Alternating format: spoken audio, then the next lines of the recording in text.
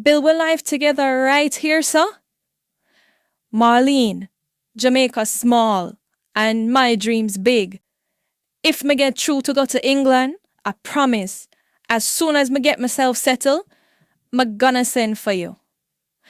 Some promises never make it to or from the airport. Desmond had given her the impression that he hadn't even applied for his passport yet.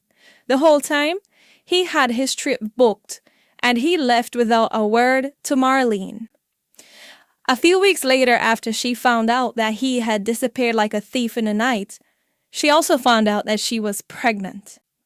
God, give me the strength to raise this child alone. And she did. Through storms, hunger, and heartbreak, she raised her daughter Tia with love stronger than tungsten. Fast forward 15 years, one evening Marlene's phone rings. Marlene, it's me. She freezes.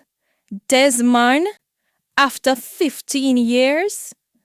Imagine, 15 years of silence, and now words too late, coming from a voice she prayed never to hear again.